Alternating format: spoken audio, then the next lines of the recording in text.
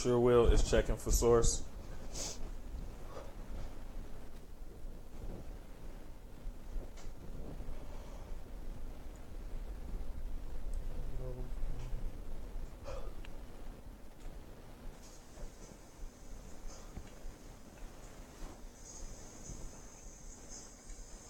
This doesn't have a show title.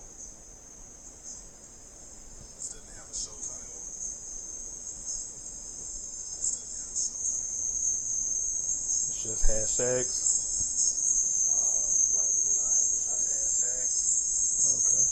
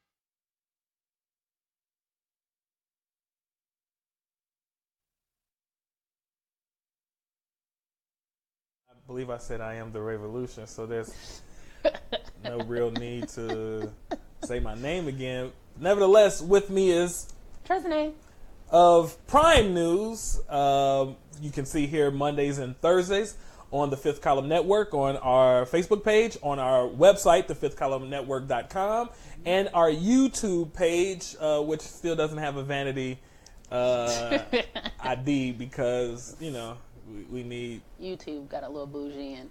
Yeah.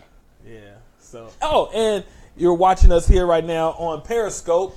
So we're all over the place. We're all over social media. And today we have a really, really loaded program for you today. Yes, we do. I can't wait to get into these topics as I am dressed as a Russian mob boss. My Russian mafia tracksuit. That's funny. I told you, do never to come back here, Yuri. Now I have to kill you. You need the scarf. We don't wear scarves. Russians don't wear scarves. They don't need them? No, we don't wear scarves. Immune to the cold. Yeah, we're immune to it. I have a significant amount of Russian DNA. So. I don't remember that part. Yeah. I'm very Russian. Okay. I'm very Russian, very Scandinavian. I'm white. So, I'm a very white man. And it's okay. It's okay to be white. It's okay to be white. That was the hashtag. It was. It's okay to be white. It was. You should have put that in the hashtag and see what responses you would have gotten. Well, you know, I saw I saw a tweet today. Mm-hmm. It was a tweet. I believe he's African. I believe he's continental African. Mm-hmm. And he made some joke about blacks being upset about something, and his punchline was, "Oh no, something about African booty scratchers." Yeah, I saw that. And then he went on to say, "We sold y'all for gunpowder and horses." Yes. And I was like, oh, okay. You know, and it's so quickly how fragile African Americans and continental Africans' relationship is, because it spiraled out of control very, very quickly. Yes. And it's funny to me, you know, like, you know, the state of our blackness with supposedly our brothers and sisters on the continental motherland of Africa, right. You know, and how quickly we are, it's a joke to them that we were traded for gunpowder and horses, you know, and then somebody clapped back, and it was awful. The awful clapback was, but yet they colonized your continent. So yikes! I didn't see that. Yeah, it was some clapbacks, and it's sad because this is all we do. All it is a lot of infighting with one another. Like we infight here as African Americans, we infight with African Americans and Caribbean Americans, and then you know, then the continental. It's just, you know, we always big up in our blackness, but like it's so fragile. It's, you know, I don't know. Topic for another day. No. Yeah, for another day. So you can intro what we're talking about. Our first topic for the day. All right. Well, first topic for today. Late last week, Black Twitter was giving advice to other writers. There was a hashtag that was going around. Hashtag Don't Write for Free. It was spawned by LA Weekly. It was purchased by some other entity. And after they were purchased by some entity, LA Weekly fired all of their journalists, you know, long established journalists. Fired them all and then put out an ad looking for unpaid contributors, right?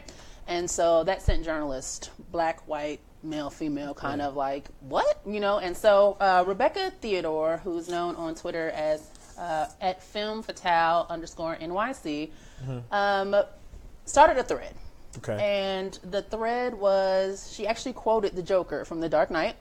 And she said, if you're good at something, never do it for free. The Joker, The Dark Knight. And then she went on a thread to talk about Don't Write for Free. And I'm just going to read 3 of those tweets. One of them is, don't believe that it will get you exposure, excuse, outlets give, so they won't pay. When you write for free, you're telling these editors and outlets you don't even value your own talent. F you, pay me. She said exposure doesn't pay the rent, exposure doesn't pay utilities, exposure doesn't pay for your food and transportations. Again, do not write for free. And then in a final tweet, she says, I'm being extra loud about this, particularly for women of color writers. A lot of these outlets act like they are doing you a favor by not paying you. Do not be afraid to ask for compensation. And so a lot of people jumped in on that hashtag.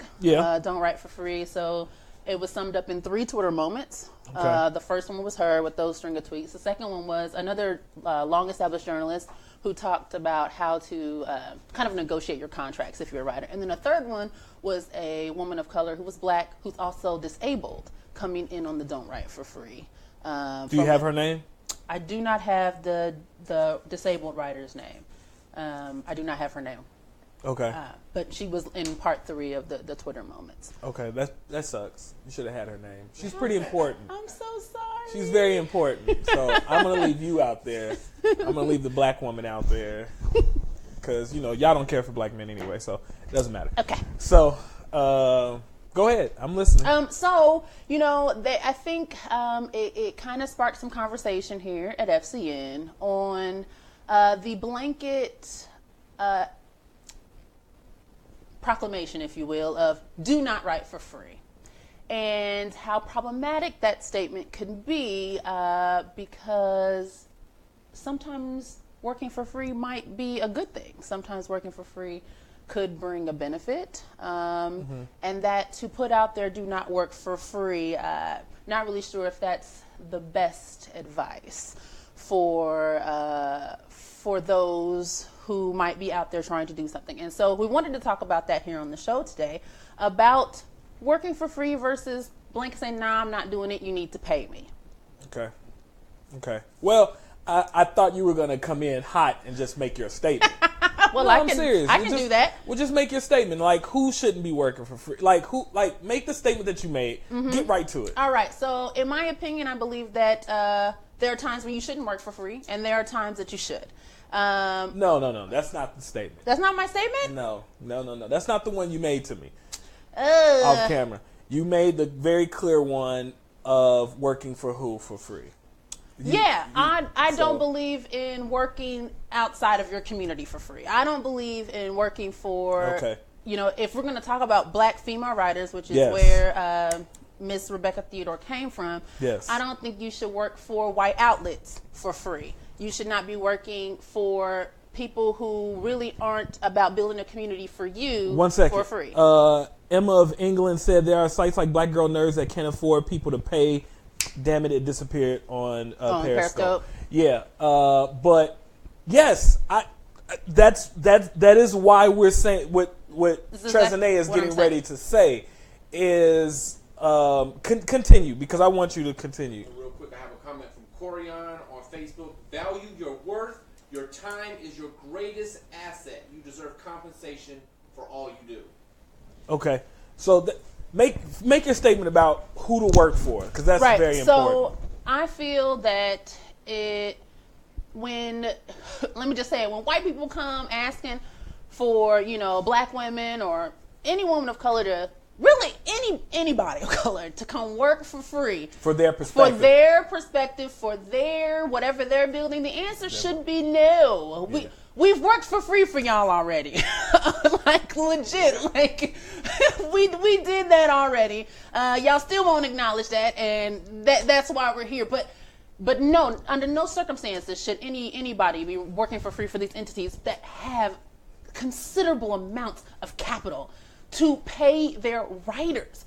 They should not be working for free. On the other hand, inside of your community, inside of your community, to build one another up, there should be some type of working for free. And by saying that it doesn't necessarily need actual hard currency to come in hand, like the dollar bill, the actual money from the Federal Reserve doesn't always have to come in hand. It could be something else that you're getting in exchange for what you're giving away without actually getting a dollar bill in hand. Absolutely. I think Emma of England, we follow one another on Twitter, and obviously she's on Periscope right now. So I definitely agree with you in your statement. There are a lot of sites run by people of color, of Asian descent, of African American descent, of Latino descent, Latino Review. Right. These entities don't have capital. Like, all these people who have these sites, you're like, where in the blue hell are you getting all this money to fund? Like, I legit sometimes have a real issue when I see a lot of white publications start overnight and then blow up, and you're like, who is funding you? Who is funding you immediately? And so, a site like Latino Review or blackgirlnerds.com, we need one another. Yes. We have to build the infrastructure of our community. And you cannot do that all the time. That's right. Spending dollars and throwing it at people to get something up and running. Because here's the thing, right? So let's take, for instance, a Black Girl Nerds website, right? Let's take, for instance, a Miss Jamie Broadnex, right? So I know Jamie's story. I don't want to go into detail, but she's put her story out there, right? So she started this up. She Googled it, didn't see the term in there, and said, hey, I want to give a voice to these people, right? Just like her. So now she's writing articles. She's posting from her perspective, right? So what other site and sources could if it didn't exist prior to this moment, for them to come in and say, hey, I would like to have my voice out there. Right. Were these women were in the beginning stages of this community all looking for money? No, they were looking for an avenue to be heard. And so I think that I know what I'm saying. Rebecca, you know, she's a great woman. She's very talented, and I know what she meant. Yeah, right. You know, but I think we need to speak very clearly. We need to speak very succinctly. Yes. Now, if you're saying don't work for nobody, then hey, Rebecca, if you're saying that, then say that. Then I would disagree with you. I would disagree in whole, because that's not how any of this works. Yeah, I don't think she was saying that. I did take time to watch her Periscope. She did after the fact. After all 3 of those Twitter moments went out, she went on Periscope for about 20 minutes to clarify. And she did say, if you choose to work for free, and you already know that is going to be the deal ahead of time, she said, consider these 3 things. One is, are you going to be a better writer after working for the outlet? 1. Number 2, do you have an exit plan, a strict time period in which you're going to work for them? And number 3, if exposure is indeed the exchange, is their platform indeed bigger than yours? If not, do your own writing for free on your own blog or other places where you can promote yourself. So she did kind of qualify it a little bit of, if you're going to do, because you need to build your portfolio, consider these 3 things. Otherwise, it will be at a loss. But I did not hear her actually succinctly state, be mindful of who it is, being white outlets versus building up your own community. Yeah. And it's like, I don't want the parallel to be run here that we're one of these outlets and that we're trying to plant seeds to say, hey, no, y'all gotta write for free because y'all gotta come over here and write and work and be on that talent for free. You know, like that's not what I'm saying. But here's the thing: all of you professionals out there that graduated college or had trades, anything like that, did you all take an internship? I'm curious. I did multiple. I've taken multiple internships where I was literally paying to work there. Yes, I was paying. Yes. I paid to work in downtown Chicago at the Jerry Springer show. I paid to work there. I literally paid. Did I end up getting hired? Sure. But at the end of the day, I was investing in myself to be able to have that on my resume. And everything else that I did before that got me in that door. And then I went to WFYI. Where I interned there, then got hired there. You know, like, especially in broadcast journalism, especially in entertainment, production, you're going to do a lot for free. You're going to do a lot for free. And that is how they weed a lot of us out. They get in there like, oh, man, I ain't doing all this. And they leave and go take a $10 an hour job somewhere and be like, well, I'm getting paid now. And I wasn't. And I was like, nah, but, you know, the difference for me in doing that was I had a bankroll. I had somebody funding me. I still have that person funding me to this day. Hello, mother.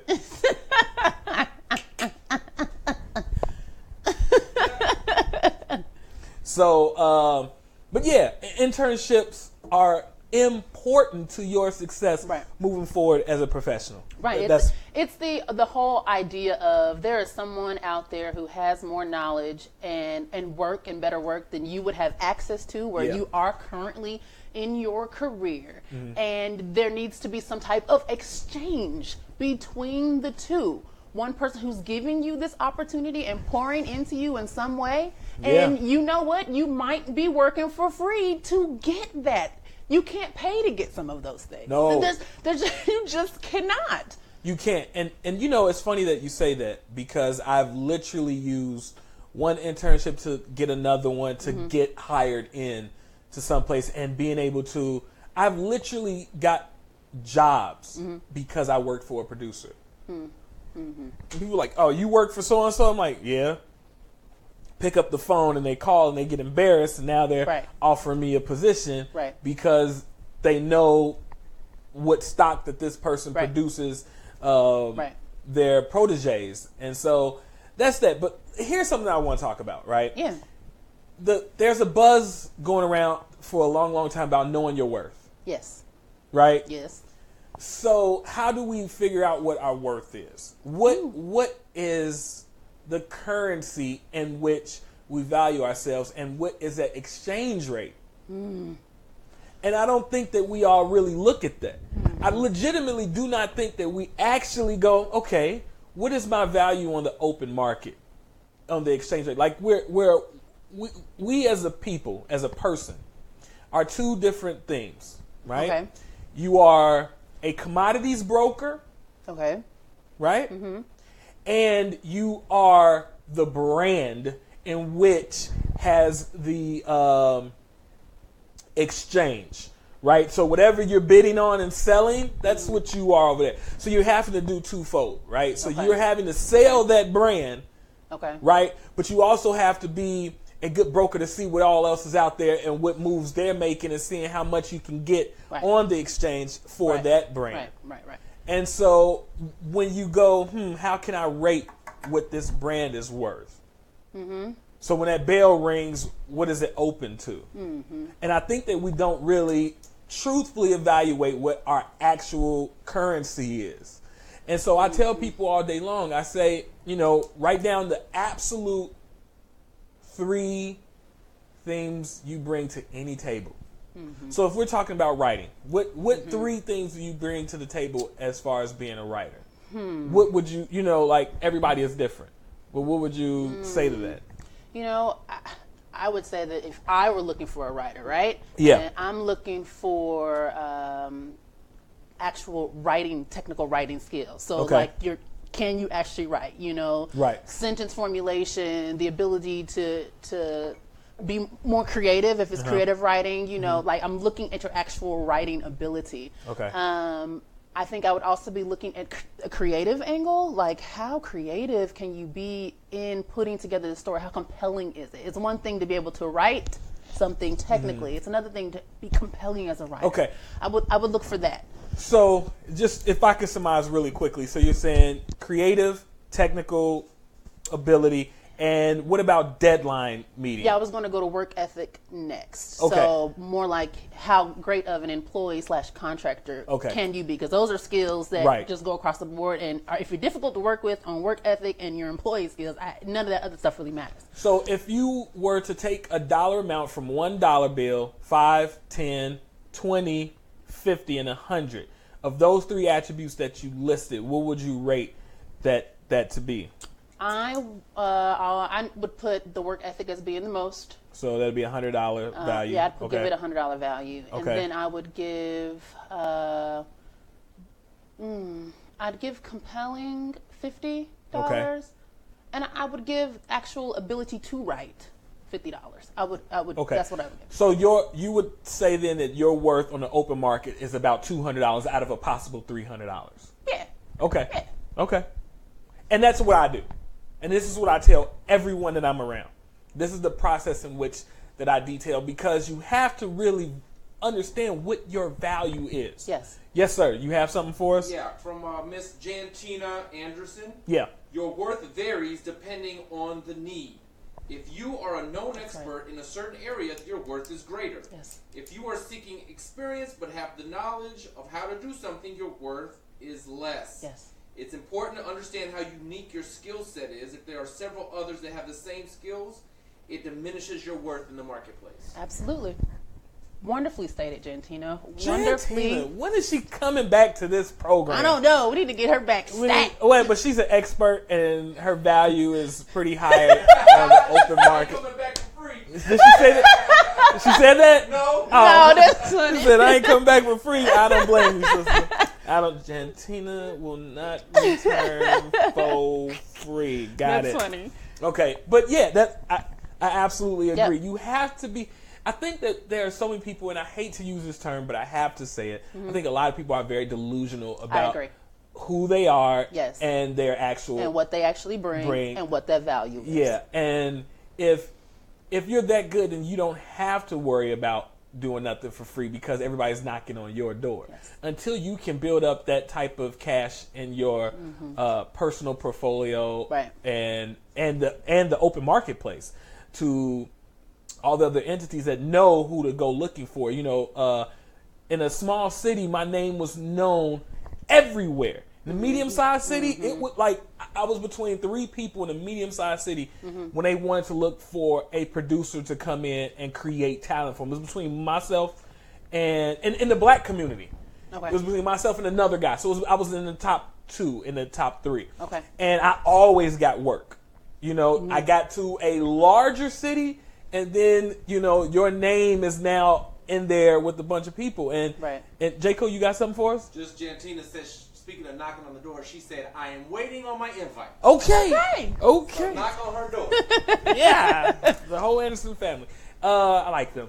So, you know, it diminishes because there's a whole bunch of people that can non-linear edit and use cameras and do graphics. And, you know, it's a whole bunch. But like I tell people, like a lot of my friends that are in L.A., a bunch of people that I went to high school with, Emerson School for Visual Performing Arts, that you have to go to LA when you go to LA, you have to be a triple threat.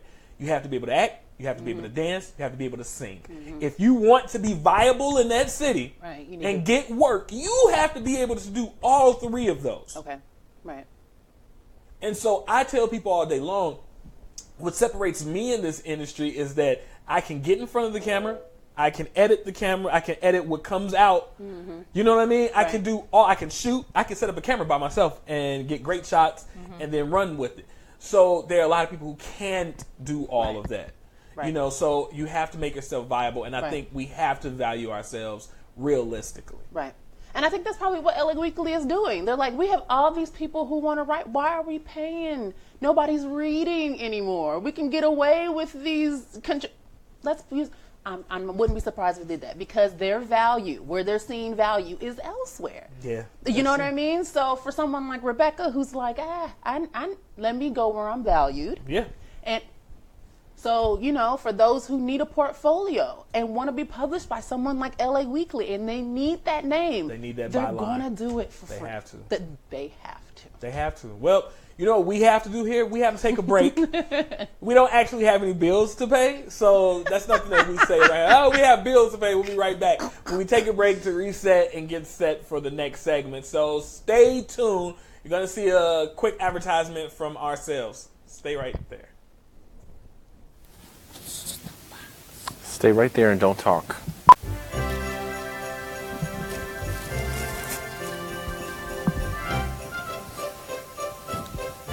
Oh, hello. No, I'm not Santa. I'm Jaco from FCN, but boy do I have a gift for you. Join us and watch our 12 Days of Christmas list starting December 12th, every day at 7 p.m. Come watch with us. You'll be glad you did. 12 Days of Christmas list, December 12th through the 23rd, nightly at 7 p.m. only on the Fifth Column Network. Hey everybody, welcome back to FCN Prime News, the Sunday edition. I am Trezene here with The Revolution. Thank you for tuning in. For those who are just now joining us, I don't know if you guys been paying attention at all on social media, but last week it hit the news that Fox and Disney were really, really close to coming to a deal, either acquisition or merger. We don't know. Coming to a deal to come together, and it sparked all kinds of conversation on social media. Yeah. Yeah. Go ahead. You know, I saw a lot on Twitter where people were just imagining all the universes that could be created by a combination of Disney, who owns Marvel, coming together with all of the universes that Fox has, and people kind of daydreaming of all the movies and things that they could get as a result of that merger. But I know here at FCN, we were talking about the merger itself and absolutely. And going, wait, what? What is happening? What will this even look like? And so we definitely wanted to kind of talk about that deal and share some of our moments with the deal and trying to understand, why is it even happening? Okay, well, first of all, we have a lot of boo activity on Periscope right now. Emma of England is booing. I believe Knicks versus Knicks versus that guy said, regardless, we need it. Another young lady, I didn't actually see what her name was, she booed as well. Wow. I'm on the fence. I'm on the fence of it being booed, but however, I don't want to really talk about the Marvel Cinematic Universe. That means absolutely nothing to me. Absolutely. To me, I think that marketable universes, by the way, that people still would pay to see, looks towards X-Force. Sure. See, I think that's where everyone is Yes. at. Everyone Yes. is caught up Yes. in the hype of one division. Not Not even a even a division. division. It's a studio. It's one studio. Yes. It's one studio. But here, first and foremost, I want to say this. I don't understand this deal at all. Okay. Yeah.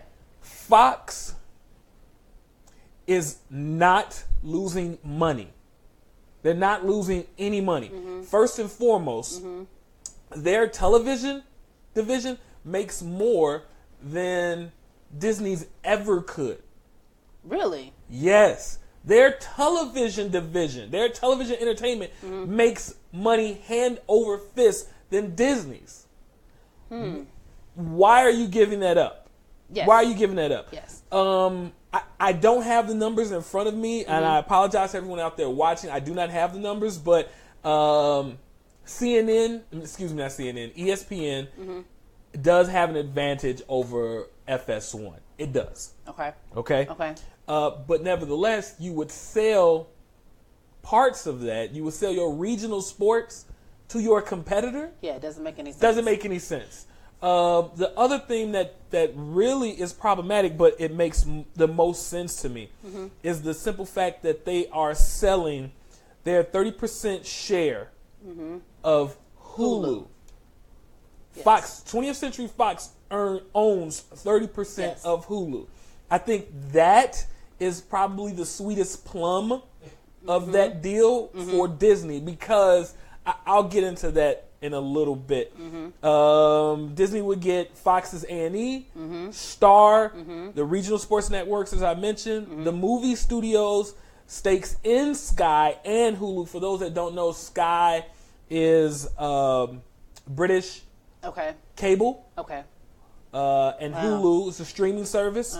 Among other properties, Fox will keep its news. That would be, what's their news called that I don't like? I don't know. Just What's Fox News. Fox News. Fox That's News. it. Yeah, like it's Fox News. And their business news division. Yeah. Their broadcast network. Right. And I think that's incorrect. It's not the broadcast network. It is their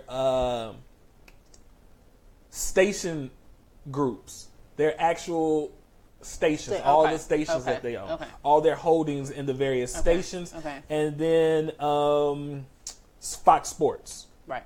They're keeping it. Right. Now, I legitimately reached out to some friends in the industry, and I said, does anyone know anything? Has anyone heard anything?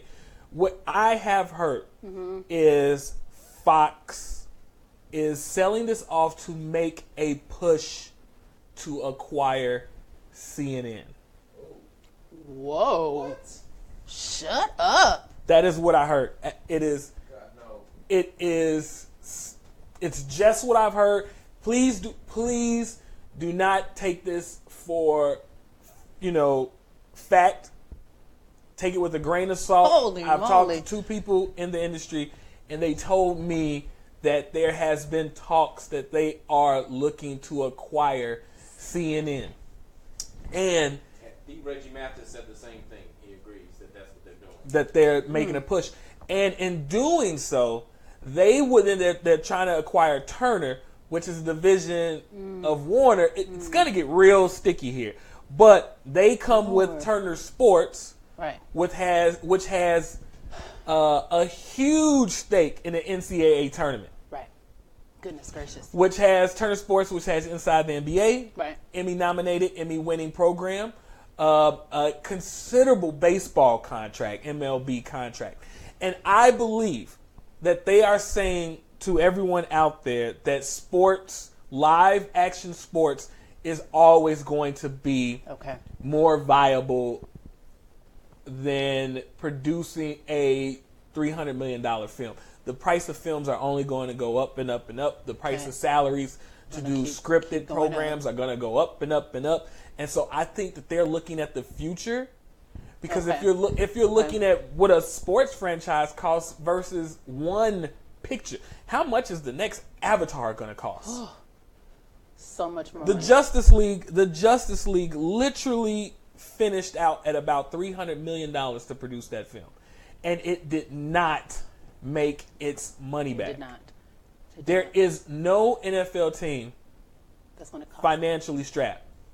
And if you get that contract, if you're getting NBA contracts, I think they're trying to backdoor without bidding on those contracts. It's much easier to acquire Okay. Yeah. whole companies Yes. that you get that contract grandfathered to you. I think that's smart business. Okay. I think that's very smart business Okay. on their part. Okay. If in fact that is true, Okay. that they are going to make a push toward Turner Broadcast networks and their various systems.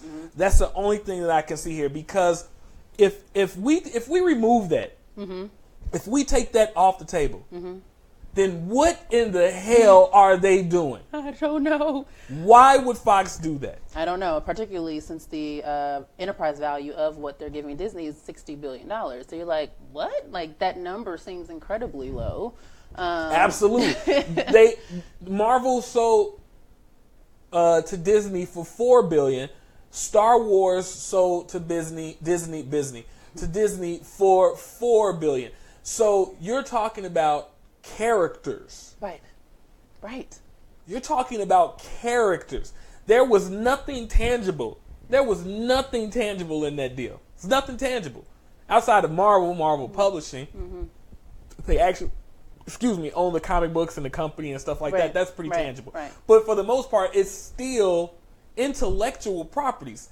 And that's where you brought something up to me. Please explain the intellectual properties aspect of this whole deal. We were discussing this, and I was like, Disney's doing what? They're buying what? And so, of course, I don't know much about this. I'm looking at everyone talking about Marvel, and then the Revolution said, nah, you need to know what properties and characters Fox owns. And he's listing all of these things, the Simpsons, mentioned the Simpsons, mentioned some others. The Simpsons, they own Aliens, they own The Predator, they own Family Guy, they own, the list goes on and on and on. And so when he mentioned these characters, I went, Disney is about to lose its exclusive rights on its characters. So you're talking Mickey Mouse, you're talking Donald Duck, Pluto, and one of this, Goofy.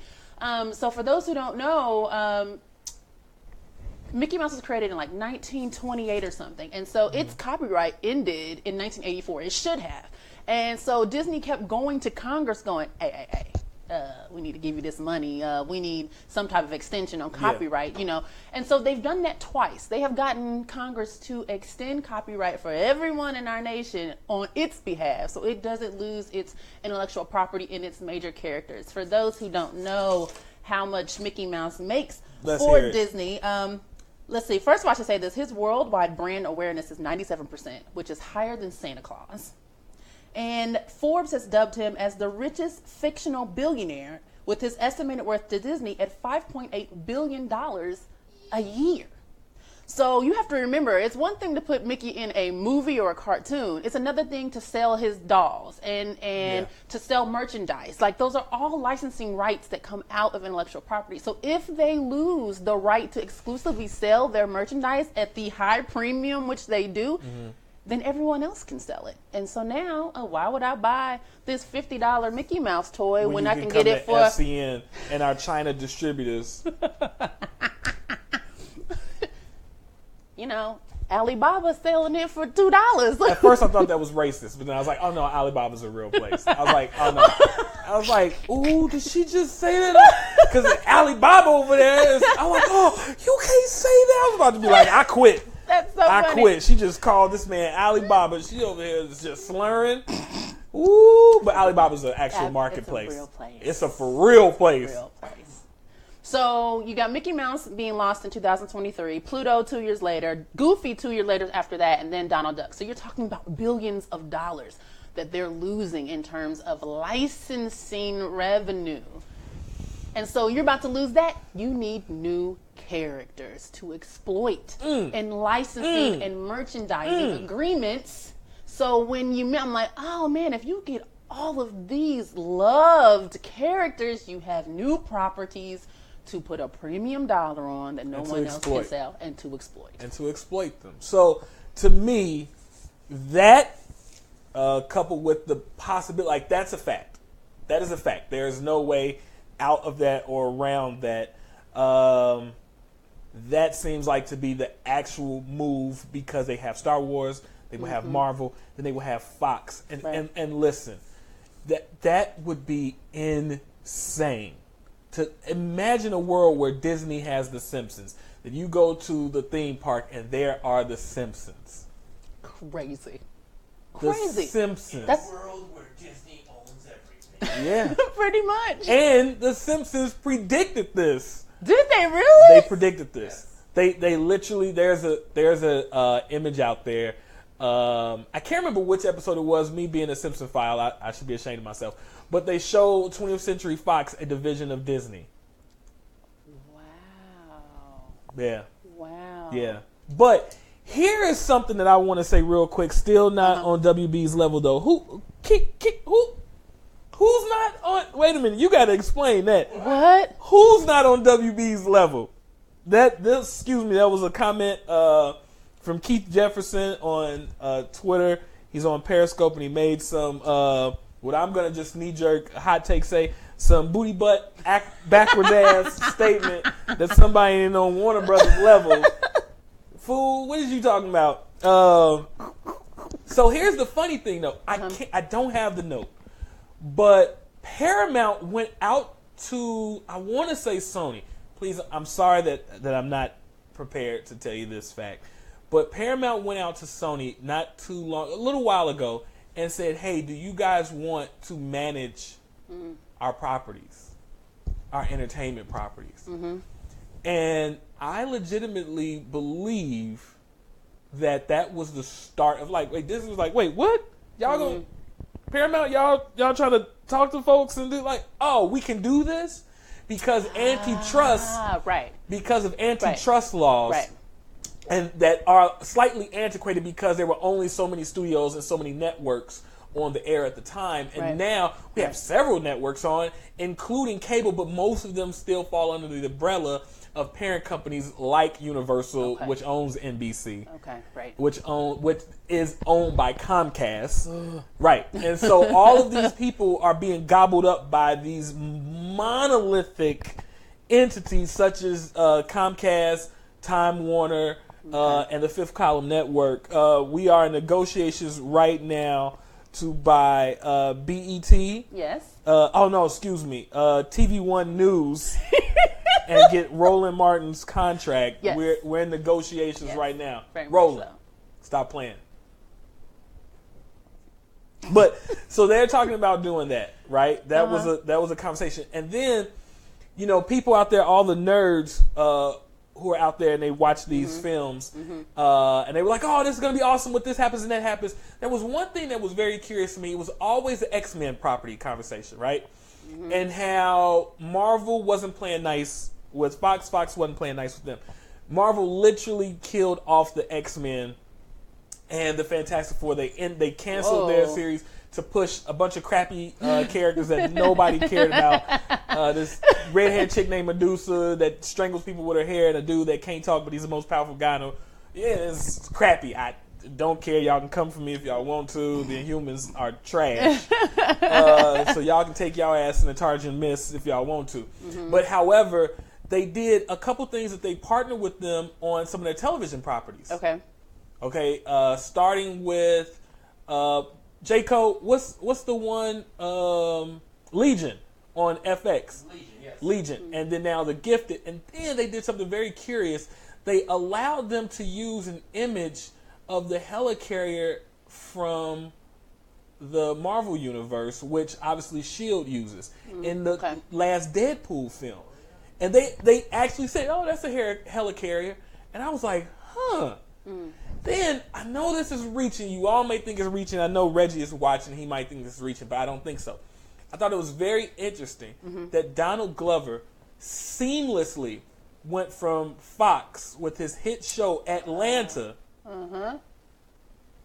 to Disney and doing Spider-Man in a cameo role and being in Star Wars effortlessly. And then Fox backdoors and gives this huge deal, and his brother now has a huge developmental deal. Yeah, that's not reaching. I don't think that there's a coincidence here. I think, and this is the Revolution speaking, this is all conjecture, but it's based off of watching moves. I believe that Fox and Disney have been negotiating this for a very long time. For a very long time. It's just like we talk about. Mm-hmm. When you finally hear something, they want you to hear it. Right. They didn't just start talking 2 weeks ago and say, hey, let's sell. Yeah, that's not a bad idea. Okay.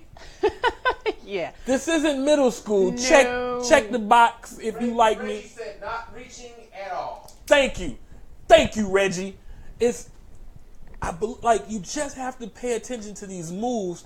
And if you're just consuming entertainment, then you probably won't. Right. But I'm always in the business sense. I want to see the business moves. And I think that this has been going on for at least a year and a half, at least 16 months. Oh, yeah, for sure.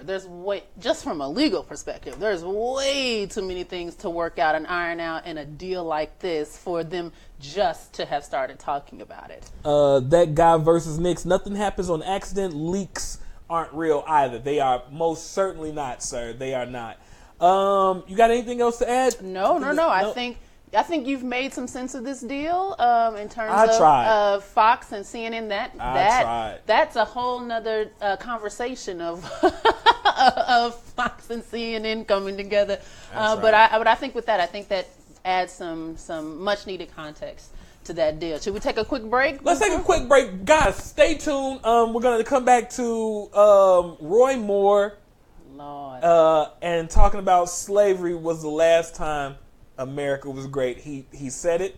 It finally came out. We have a major person in the Trump America who believes slavery was the last time America was great. Yeah. Stay tuned because we're going to turn this over a few times. We sure are. Thank you for watching right now. Come right back after the break. All right.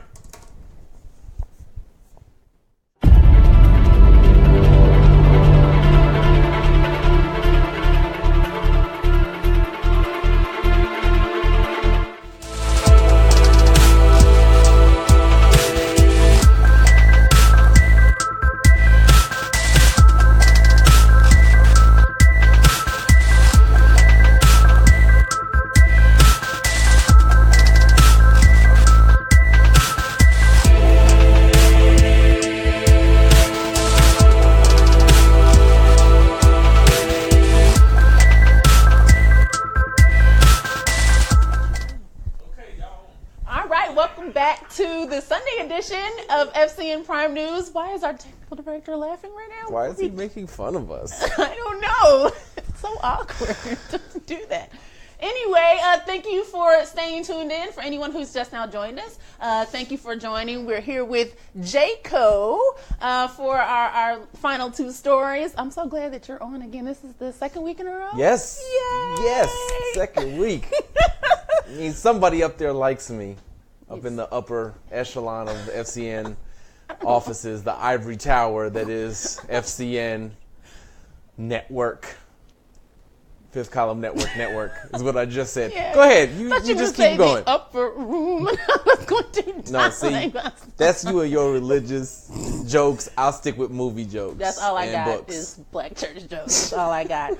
All right, well, let's dive right into this topic about Roy Moore. So, for those who need a reminder of who Roy Moore is, he is a current candidate for the Senate. And a molester. And a molester. Alleged. I was going to say that, but then I was like, at FCN, I'm not putting alleged in front of it. Too many people have come out. I know. Sue us, Roy. Sue us. We have... Alleged. Oh my God, I would get a kick out of receiving a complaint in the mail. I'm sorry. All right, I digress. He's running for the seat that is vacant from Jeff Sessions being appointed to be in the U.S. That's Alabama, right? That's Alabama. Okay. He's also the former, they calling him disgraced Supreme Court Justice. He's a well-established, according to many allegations, sexual harasser, child molester. He's been accused of also flaunting the law. He's been reprimanded or removed from the bench twice from doing that. He's been accused of stealing money from charities. Listen, he's a winner. And no wonder why they want him in Congress. Listen, have you seen the pictures of church signs supporting Roy Moore that says Jesus was falsely accused. Support Roy Moore on church signs in Alabama. God. It's unbelievable. Well, maybe it's not. I don't. It's unbelievable. Oh, it's believable. I believe it. It's trash. So anywho, so it's come out that in a campaign event in September, he told his supporters that the last time America was great, or was at its best, was when slavery was legal. An audience member who was black, okay, audience member who was black, asked a question and said, "Hey, Moore, when do you think the last time America was great?" And Roy's response, and I quote, "I think it was great at the time when families were united. Even though we had slavery, they cared for one another. Our families were strong then. Our country had direction." As an aside, we had slavery back then. But the important thing was families were together. All of us joined in oppressing the Negress. All of us. That's exactly. I'm so glad that you said it just like that. Like, we were great when we were all together, united. One direction. Absolutely, one direction. Keep the black people down. That's simple. You know what? I'm glad he said it. Why? I'm glad he said it because, first of all, everybody knew. And we talk about code speak. Well, he's not speaking in code anymore. He was not. He totally. Oh, we got a comment? Yeah, but keep going. Yeah, he's not speaking in code anymore. He said what we always knew it meant. When was America great? Back when white people had full control over black people. That's it. So it's not code anymore. We've got it. We know what they're talking about. Absolutely. So Corian Gibson on Facebook says he's what Congress is all about. Good old boy. Good old boy. And then Emma Pollard, I believe this is her first comment that she says. Thank you for joining Miss Emma Pollard. Roy Moore watched Song of the South and thought it looked swell. Yeah, absolutely. That was swell. Thank you, Emma. That's a swell movie. What a swell comment, Emma. We appreciate that. Yeah, I think you're right. Took the code right out of MAGA, Make America Great Again, and just said that's what we meant when we said that. Right. Like, when we were in full control and you guys were truly expressly direct, second-class citizens, and that is when America was at its best. So, he came out and said it, and I don't respect him for saying it. Like, people are like, well, I respect him for telling the truth. No, I don't respect it because your truth is you want slavery. Come on. You can hem and haw about what the meaning. Right. Well, I meant this part of that time and not that part of that time. You don't get to choose. That time was the way it was because of slavery, not not in spite of slavery. So if you want that time back, you want slavery back. Yikes, which is free labor, right? Which back. is right. What was every round doing again? Rewind. You want free labor. You want an attitude of servitude. Yes, control. Control comes with that. Yep. Let's see, what else does that mean? That's definitely first class citizens, second, third, whatever class citizenry. What else does that imply? I think that's pretty. It doesn't have any. I think you guys left out the beating and slaughtering and raping of human. Oh yeah, yes. Yes. Yeah, yes. Like, to terror. The total control torture, of having the ability to rape, to kill, to beat. To be very physically violent. Yeah, in with every no way possible. Impose your absolute will. Yes. On someone yes. else. Starla K. Mathis said lack of women's rights. Yes. Definitely. Absolutely. That goes hand in hand with this mentality of being in control. I was doing some research on Facebook yesterday, and I was actually looking for minority groups. And I came across a page that said white is the new minority. But not just white, straight white males are the new minority. Okay. And the little blurb title said something like, if you take away, the people of color, I don't remember how they worded that part. If you take away homosexuals and women, you have what's left is the new minority. Which, first of all, that makes no sense. If you take all those other people away, then you will be a majority because you're the only thing that's left. So automatically, math, right? I would not hire you as a writer because you're not clear in your writing skills. Okay, that was not technical at all. You suck. And second of all, though, it illustrates clearly that white men are feeling this way. Regardless of whether it's true or not, this is their actual feeling. We are now a minority. Which we're not in. It's weird because it's almost like they say we're not in control the way we. And you're like, you still got quite a bit. But it said that in the blurb. It talked about control, and it's like, no, you are still the group. Yes. I always say this like I'm not a white man. I am. We are the demographic that is making the decisions in this country. And it's proof positive. And I understand that Barack Obama becoming president was a huge problem for people. But this Trump presidency is proof positive that if they are up in arms, if everybody's up in arms, white men are the ones that are in control. Absolutely, because I believe wholeheartedly Roy Moore is going to be elected to the Senate. It's happening. That his support grows more and more every day. Yep. And we're going to have that mentality and thought sitting in the Senate making decisions. Right. Next to the president, Next who also to the thinks that president, same way. Who is the exact same sexual harasser.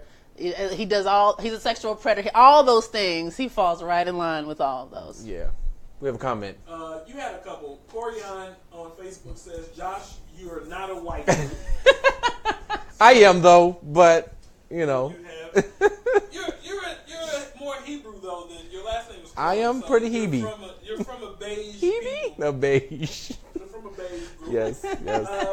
And Keith Jefferson on Periscope said, and it disappeared. I hate that. Yeah. Periscope disappears. But he said something to the effect of white males control the money in this country. Yes. Something to that effect. So, I'm paraphrasing him, but he was saying that white males control. So Keith, on Periscope, we're kind of paraphrasing, but basically what we get you saying is that white males control the money. Yes. I would definitely agree with that. That gets into a whole other discussion of, because there are kind of 2 to 3 major groups that people say this is who's running the country. We have big corporations. Right. We have media. And then there are people who believe politicians and people in charge. I don't think that's that. I think it's a combination of the people with the money who are lobbying to the politicians that are actually in control of this country, as is illustrated mostly by the NRA. Yeah. They got more power than any other group in this country. Yes, a huge organization, corporation, absolutely. But yeah, I'm scared that Roy Moore will make it, and like you said, he is going to, and it almost feels like it's going to undo all this progress that we have recently had with people coming out, because it's okay to come out and say I was harassed, I was molested, and it has been, it has been accepted now where people are going to finally listen when women say it. All these years, women weren't saying it because nobody was listening. We said it. Oh, we said it, but we got pushed back. We got shoved away. We got ignored. And now people aren't ignoring it. And this signals a 180 of that movement. Yikes. Selena White on Facebook has said, America great for whom? What an asinine thing to say. Bring Obama back. Yes, Make America Great is asinine. It is, but it has always, great for whom is great for white people, and mainly white men and any woman that is on their side. Right. Right. So Yeah, because you cannot ignore the white women who are okay with it. yeah, there are plenty white women okay with it. But if you're not, Hillary's a white woman and they hate her. So it was always for them. And it was, as we said in the beginning, there was a code. It was code speak. It was, subtle hint. And now it's not anymore. Yowzers. Reminds me of that joke Dave Chappelle made when he was talking about the heist and how white men created this country as a big heist, and how white women aren't so much fighting for the heist not to exist. They're just fighting for them to get the right cut of that heist. And so listen. Woo! Right. Oh, Chappelle is on point. Isn't he so Always. I love it. Always, yeah. From women viewers, Jantina Anderson again. When certain women say it, and Starla K. Mathis, Statly, women will vote for him just like they did Trump. Let's be specific. Yes. White women. White women will vote for Roy Moore. Starla, you're right. Because at the end of the day, white women want to maintain their status on the totem pole of who is, above whom. All right. And so, listen, they know that if white men fall, so do they. Listen, as a black woman who has worked in a male-dominated profession, as an attorney, and has worked in major law firms, you're talking 1,000 lawyers or more. Yeah. And I can tell you that, and even though I'd be like, oh, white people get on my nerves, the people who got on my nerves the most were white women who were sitting at the legal secretary desk while Trezene was sitting in the lawyer offices. Okay, listen, they are trying to put down anyone who comes even close to where they feel they are on that totem pole. They are going to support white supremacy because at the end of the day, they still benefit from it, even if there are some collateral damage that comes with that. Y'all are still gonna push it. Yep. So yeah, and any oppressed group has that group within that says, well, if we're all being oppressed, if I can make a way for me to be with the other side, I'm gonna do it. Yep. And so absolutely, they will position themselves as best they can.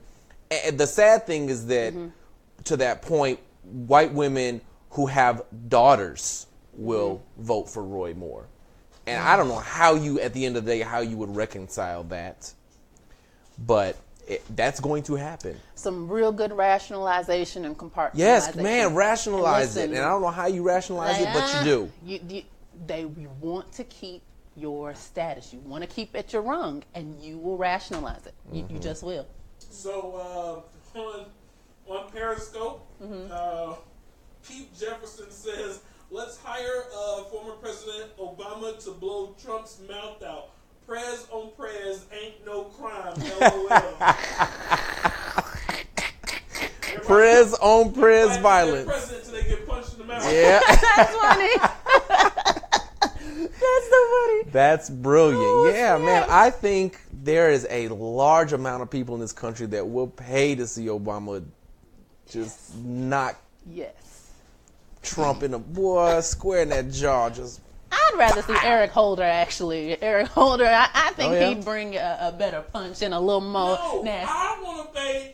I want to see GW do it. oh, Now, Raybo wants to see George W. I want to see George, because I believe legitimately, that everyone that made fun of George W., I believe he hates this administration. Yes, I George think hates they this are administration. Disgusted by what's happening to America. Yes.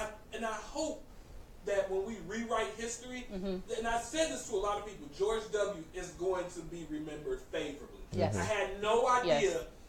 that this was going to be the reason, but he's going to be viewed as a very competent guy. Yes. That he, when you Yes. look at, and not comparing to, but you go, man, like that's how bad it could have gotten. Yeah. And you go, yeah, it could have. But I paid George W. to watch my Texan hero to busting all of his choppers.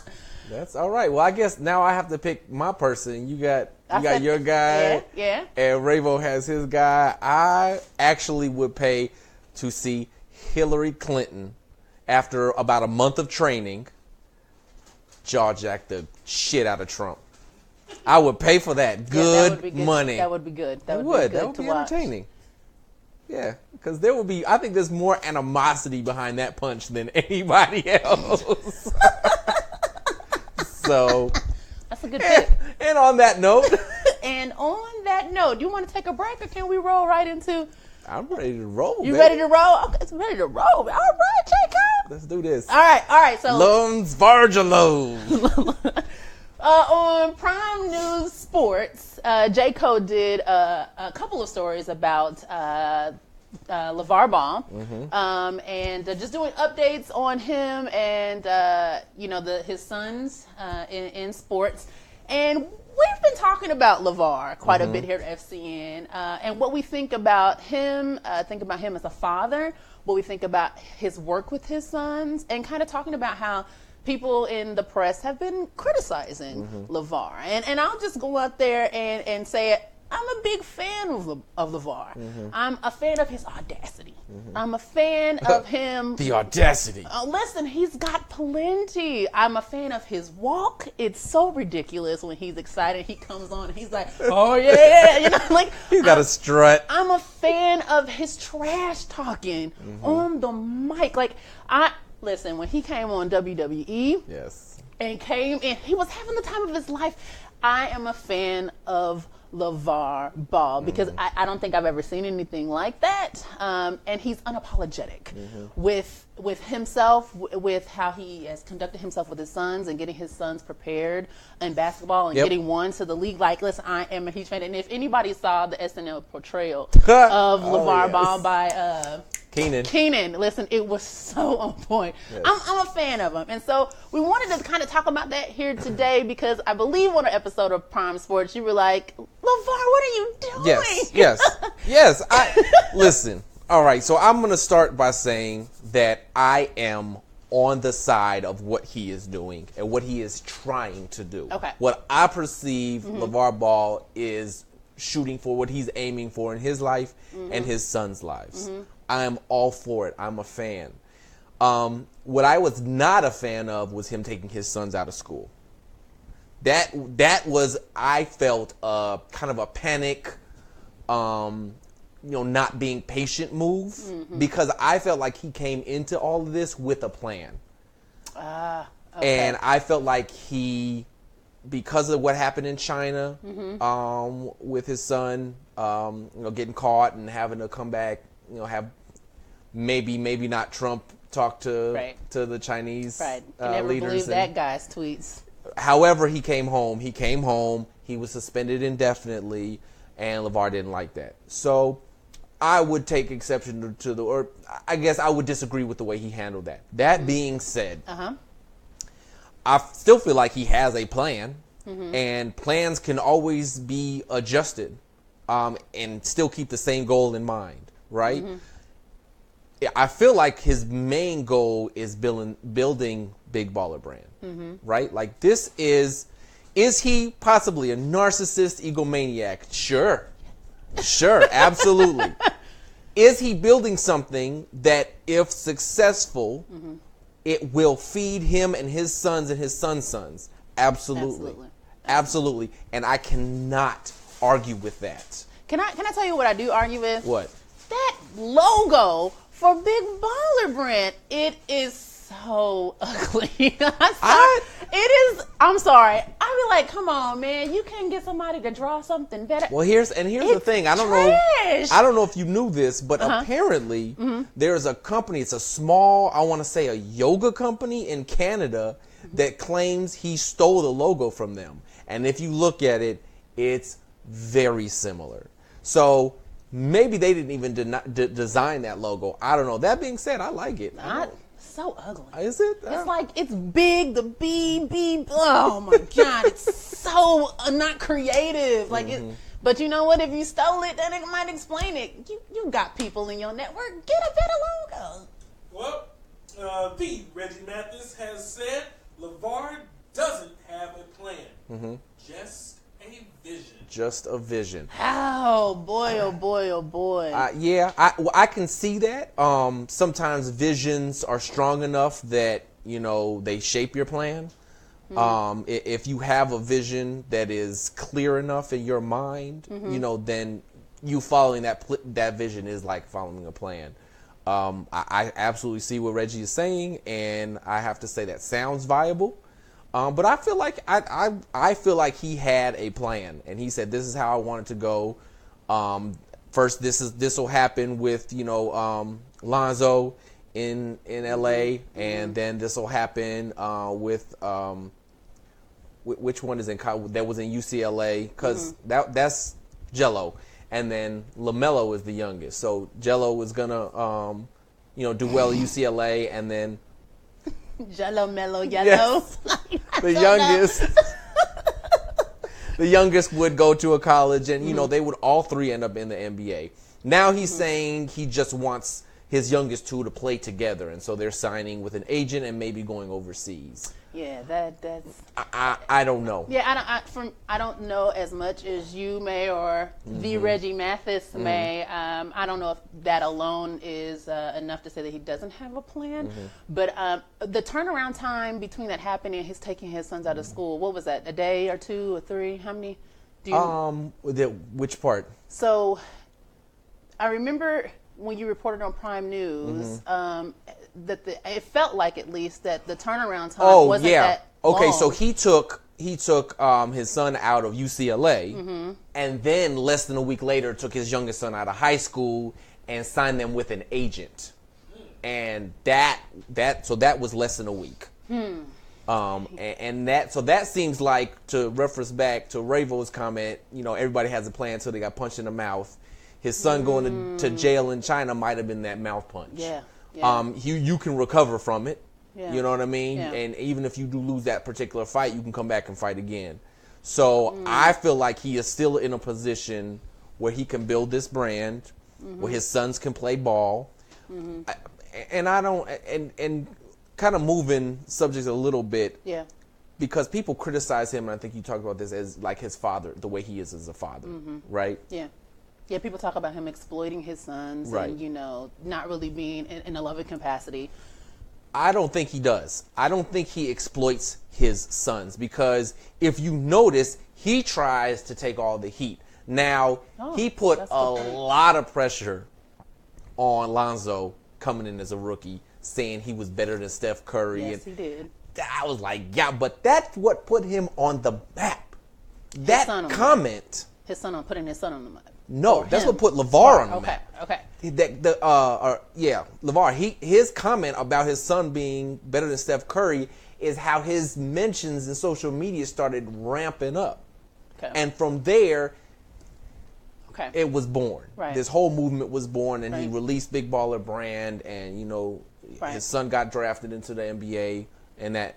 So has he performed well in the NBA? He's not doing well right now. He's not. Okay. And LeVar is saying that he's at this point trying to take attention off of his son, so that people will stop looking at how bad he's playing right now. He could just be a rookie and play, make mistakes, and learn. Right? If that's the truth, that's great. But I don't see where the exploitation is. Let's take your WWE, for example. Yeah. I want to say he had the youngest one on there. LaMelo, yes. Yes, he did. And he looked so uncomfortable to me. Yes, he did.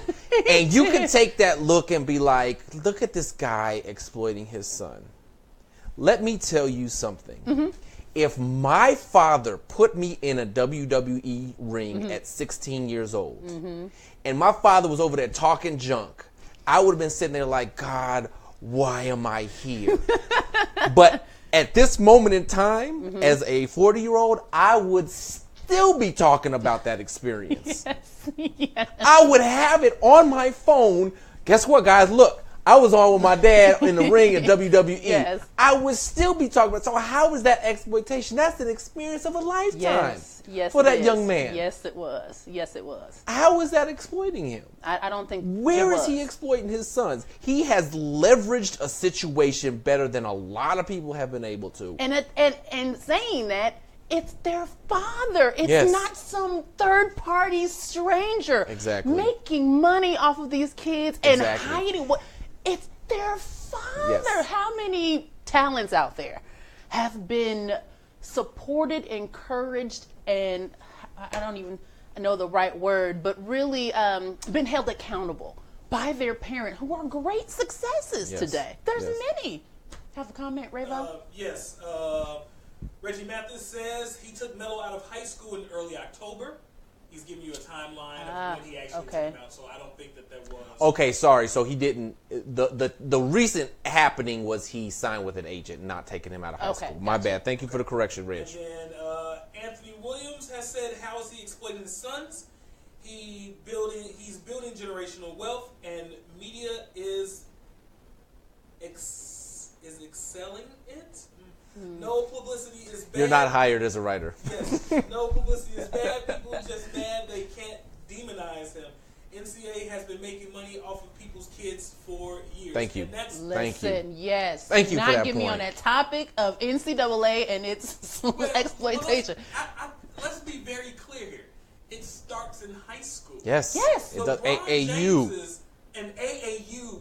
Listen, I have a nephew who is a basketball standout. He's a 14-year-old true freshman. He walking into high school. Had to play one high school game. They ranked him 54th in the nation. Yep. And now I can't be sure of this, but he is top 10 right now after playing several games. Yep. He is top 10 in the nation. And they have been bombarding my brother. Yes.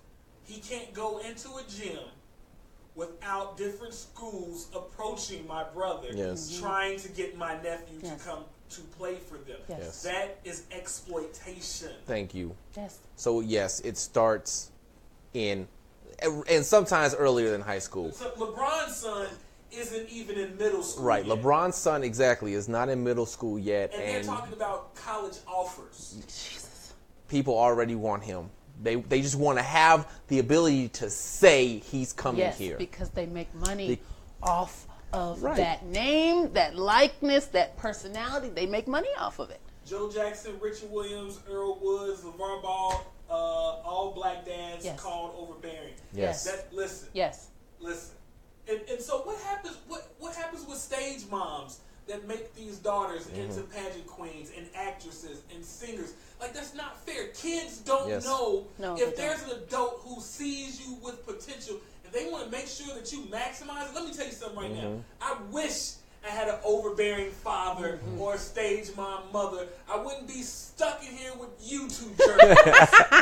So Rayvo says if his mom was more overbearing, he would not be here with us. With my talents. With his talents, yes. She's overbearing. She's overbearing, just not with his talents. Just not with my talents. My parents were not overbearing at all. And there were times when I wish they were as far as baseball because I loved baseball. And did I have the talent? I don't know, but I'll never know. It's not their fault, but there were times when I thought, man, I wish they had pushed me harder. So I think it's important to listen to your kids. LeVar knows whether his kids want to be pushed or not. We can't tell him that they don't. I don't even think we leave that up to the kids. No, I think a parent knows where their kids' gifts and talents lies, and it is their duty to push that. Even if you don't want to. Listen, I can think of all the days that my mama would be like, get in there and practice that piano, get in there and practice this instrument, get in here and learn this music. Yes. And I can tell you that the moment that she stopped writing, it all dropped off. You know, and so I'm like, man, how great would I if that didn't happen. So not blaming you, Mom. Just okay. She is, though. I'm not. She is. I wasn't blaming my parents, but she is. Whatever. Anyway. Whatever. Don't listen to your kids. They don't know. They do not know. Anywho, but yeah, I don't see it as exploitation. I think people use the word exploit and automatically assign it a negative definition when exploiting is really a neutral term. And, you know, I think as a father, he's doing what he's supposed to do. I have a final thought on it, and I'm going to bring it back here. Yes, I am going to say this. If it's the media, then the majority of it is white America, because white America is the majority of media, especially in sports media. If you look, it's growing. The population is growing as in other things, but it's still the majority of white people. White people don't like loud black men. They intimidate them. They anger them. And like you said, audacity. From the audacity, how dare he do this? How dare he try to take control of his future and his son's situation? But Right. so, and it rolls back to that making America great again. Yeah, we're supposed to explode them, not you. So, Reggie, one closing Yeah. comment before we go ahead and head out of here. Reggie Matheson said something that's very brilliant. Beyond the talk of NCAA exploitation, LeVar isn't doing his kids justice by thinking short term. Yeah. This is $50,000 in some rundown gym in Turkey now, as opposed to making 500 in 3 years when they've developed mentally, physically, and skillfully. Yes. They aren't good enough now. It's a money grab. That's exploitation.